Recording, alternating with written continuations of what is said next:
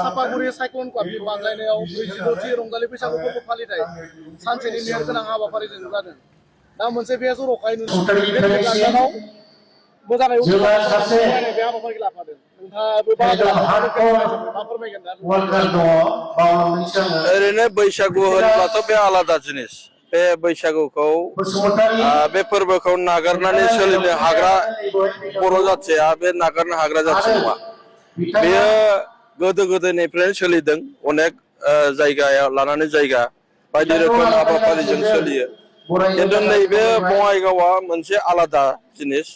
बङाइगाव सोहोरा चिरां आरो बङाइगाव डिस्ट्रिक्टनि गेजेर सिमा। बे सिमायाव सिगाङावथ' बङाइगाव हिसाबैनो दङमोन। दा 2003 सननिफ्राय चिरां हिसाबैबो फैदों। बङाइगाव डिस्ट्रिक्टआव थानाय समनिफ्रायनो बे हाबाफारि एक्टिभिटिसआ सोलिबाय थादों। बे साइक्लन क्लाबनि बानजायनायाव बैसागु फोरबो बा बर' हारिनि माखासे दोरोङारि जेनाखि हाबाफारिफोर दमासि बैसागु बेफोरो गोदोनिफ्रायनो फालिबोबाय थादों।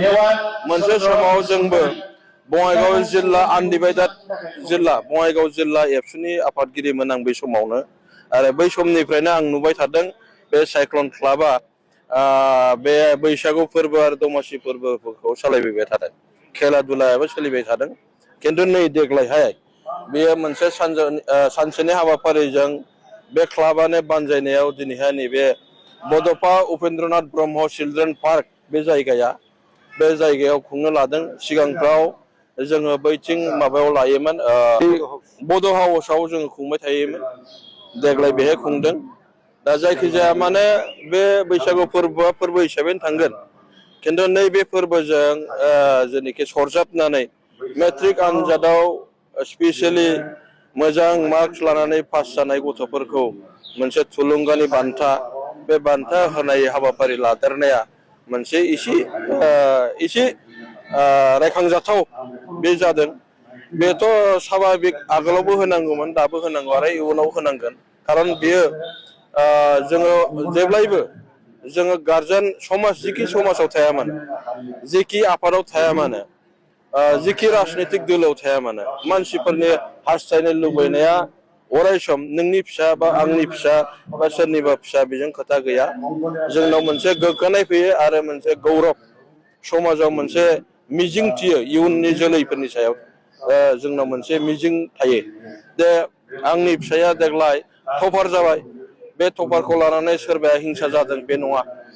आंनि गथ' बायदि सासे टपार ओंखारोबा आंनि नसुंसेनि गथ'आबो सानसे नङा सानसे बेखौ असिला लानानै बेखौ एगजामपोल होनानै फरायनायाव गोसो होगोन, थुलुंगा मोनगोन। दा बेखायनो जोङो बे साइक्लन क्लाबा बैसागु फोरबोजों जिखिनि हाबाफारि लादों बे थुलुंगा बान्था होनाय बे मस्थ' गिदिर खामानि बियो। आरो बे थुलुंगानायनि गेजेरजोंनो निस्सय खालमानसिबो जायफ्रा बान्था मोनगोन बेनिख्रुइ हयथ' साबसिन नाम्बार लानानै उथ्रिसार जानाय बा साक्सेस जानाय गथ'फोरखौ जों मोननो हागोन। बे मोनसे एगजामपोल। ओंखायनो अराय सम जोङो कारेज होनांगोन एकदमबारे केरियारनि थाखाय, जाहाथे बयबो मोजां केरियार लाहैनो हायो बेनि थाखाय थुलुंगानायखौ जोङो जेब्लायबो होनांगोन। आरो खेला दुलायावबो होनांगौ जायो। जोङो खेला दुलाखौबो होनाय थायो। जों खेलाखौ मानो होयो, मानो कम्पिटिसन होयो, मानो जोङो बायदिसिना माबा कम्पिटिसनखौ होयो, माने एक्जाक्ट माने फरायनायाबो मोनसे कम्पिटिसनाव मोनसे दा कन्टिनिउ माने प्रसेसआव थायो फरायनायाबो। दा ओंखायनो हयथ' बे कम्पिटिसननि मोनसे जुग बियो। बेहाय बयबो गथ'फ्रा नै दिनैनि जिखिनि एगजामपोल मोनगोन नुदों एगजामपोल जागोन। बे एगजामपोलखौ लानानैनो हयथ' जोंनि गारजेनफ्राबो गोसो होगोन जे उमुग उमुगा देग्लाय मेरम बे साइक्लन क्लाबनिफ्राय ओरैबायदि बान्था मोनदों। समाजनि गारजेनफोर दङ, गुबुन गुबुन जायगानिफ्राय मानसिफोर फैनानै दंफैयो। बिसोरनि प्रेजेन्सआवनो जे बान्था मोनगोन बे बेसेबां गौरबनि खोथा। बे सासे गथ'आ सोरबाया मोनोबा बे हयथ' बेनि लाइफआव मोनसे मेम'रि जानानै थागोन आरो बे। दा ओंखायनो जोङो हानाय मानि जिखिनि हागौ बे हानाय मानि जोङो बे हाबाफारिखौ लांनांगौ आरो कन्टिनिउ। अब्लासोना निस्सय जोंनि बे गुरिजों सरजाबनाय खाथि खाला बे गामिनि मानसिफ्रा माने पुरा मोनसे जावरिखांगोन आरो माने गोसो जागोन आरो गोजौ बैसागुआ जोंनि आंगो मोनसे हारिमु नाथाय आथिखालनि लाइमोनफोरखौ नैबे एसे आन्द्राया थानाय बायदि नोजोराव गोलैयो बेबायदि बिथिंजोंनो दिनै नैबे सायखं क्लाबनि बादायनायाव बैसोगोराफोरखौ मान होनाय हाबाफारिखौ लादों बेबायदि हाबाफारि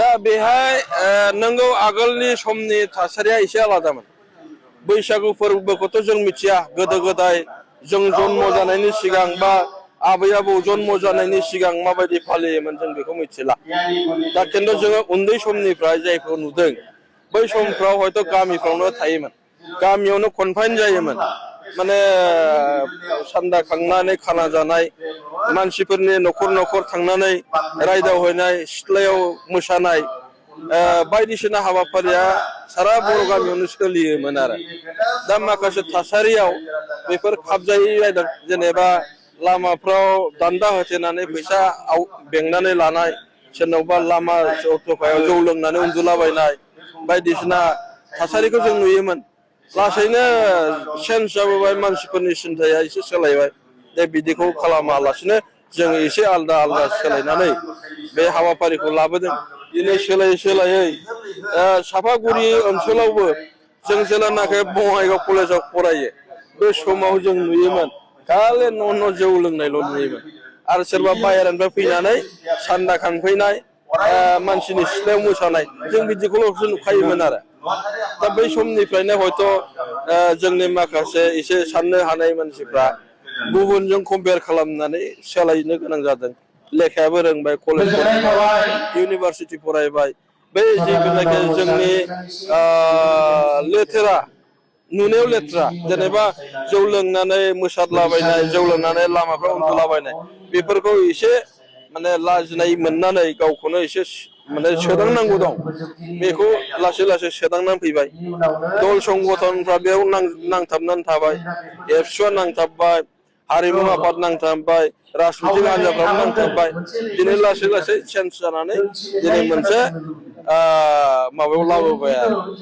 दाबो इउनिफर्म नङा बे बैसागोआ रं बिरंनि खोथा दं गाननाय जोमनायाबो रं बिरं जागोन मेथाइयाबो रं बिरं जागोन मानसिफोरनि माबायाबो साननाय हनायफ्राबो आलादा बेखौबो फोजोबनो हानाय नङा मानसिनि न'खराव मोसानायाबो जोबनाय नङा रंजानायाबो जोबनाय नङा बे आरो जौ लोंनाया गाज्रि होनदों जौ लोंनायखौबो फोजोबनो हानाय नङा सहजै फोजोबनो हानाय नङा खिन्थु लोङोबाबो जायोबाबो मोनसे दा अनेक चेन्ज फैबाय डिसिप्लिन न'आव लोंदोंबा न'आवनो फोजोबबाय आरो लामायाव लोंलाबायनाय लामायाव मोसादलाबायनाय जों नुलाना चेन्ज जादों आरो बे साननायजों बोथोरजों दिनै खाब जादों आरो बोथोरजों खाब जानाया नैबे सायख्लं क्लाबा दिनै एग्जाम्पल बे मोनसे सोलायनानै लाबोदों मोनसे आब्रुथि डिसिप्लिनाव लाबोदों आरो बेबायदि डिसिप्लिना दिनै सारा आसामाव बर'फोरनि एरियायाव डिसिप्लिनै बैसागु जानाय रंजानाया सोलिबाय आरो बेखौ लांबाय थागोन दल दं संगठन दं आफादफोर दं जों बयबो मोजां नोजोर होनानै जोथोन लानानै थांबानो जायो आरो गोदोनि समाव जेनेबा न'खराव थांनानै जायखौ लोगो मोनो बेखौ सनमान होयोमोन बे आलादा दाथ' दानि मानसिफ्रा बयनिबो सिथ्लायाव थांनायनि परिबेस गैला सापज नैबे सापागुरिया टाउन जायगाया फिसा फिसा सिथ्ला गैया 10-12 जन हाबनानै बेयाव जिरायनायनि परिबेस गैया दङसै बर' गामियावबो गैला एसे मडेल स्टान्डार्ड जाबाय न'फ्राबो रुम सिङाव आलासिफोरखौ जिरायहोयो गोदोनि बायदिथ' बारान्दायाव जिरायला सिथ्लायावबो जिरायनायनि जायगा गैला अट'मेटिक चेन्ज जाबाय दा ओंखायनो फिल्डआव लाबोनानै अपेन जायगायाव लाबोनानै बे खुंनायनि आसोलाफ्रा बेयो आरो खिन्थु बैसागुखौ बर'फ्रा थैलाय उजिलाय गारनो हाया बेखौ बे रोखाखा जेरावखि थाया बैसागु होनबा गोसोआ दुंलोब मोनखायो आरो बे स्पिरिटखौ जोंनि जाखांफुनाय नैबे गथ'फोरनो सोनानै होनांगौ दङ जेखौ मानसिफ्रा बुंदों दानि लाइमोन सेंग्रा सिख्लाफ्रा बर' हय मानसिया बर' बिमानिफ्राय जन्म जादों बर' बिफानिनो फिसा धोरोमाबो बर' धोरोमावनो खिन्थु बर' दोरोङारि बर'नि ट्रेडिशन जायफोरनाखि फोरबोफोर बे फोरबोफ्राव दानि सेंग्रा सिख्लाफ्रा गावखौनो खाब जाहोनो एसे आखु फाखु मोननाय दङ नङा होमबा बेबो दङ माने दानि माने ब्रेक डान्स होनांगौ लोंनांगौ मोसानांगौ फांसनाव थांनांगौ गिदिंनांगौ बेखौसो बानायनायखौ बांसिनखौ नुदों खिन्थु बे जे क्लाबा जे जिखिनि खामानि मावदों गथ'फोरखौ जे लेंबोदों बेयाव गथ'फोरखौ जे जोङो प्राइज टाइज होनानै बिसोरनो जे जोङो देखायनो नागिरदों बेजोंनो जोङो मेसेज लांबाय थायोबा गासिबो क्लाबा गासिबो गामिया बेफोरबायदि हाबाफारिजों लांबाय थायोबा दानि यां जेनेरेसन देट मिन्स हाइ स्कुलाव फरायफुनाय कलेज गास्लिंनाय गथ'फोर बिसोरखौ बेफोरबायदि हाबाफारियाव सरजाबोजोबोबानो अट'मेटिक बैफोरबायदि गथ' जायफोरनाखि फ्लाइं मुभ जाबाय थायो फ्लाइं खालामनो थाखाय बिसोरबो बे लाइनावनो एकदमबारे माबायाव फैगोन आरो दा बेफोर हाबाफारिजोंनो जायो ओंखायनो एक्टिभिटिसखौ जोङो अरायसम दोननांगौ आरो बे दा बेनो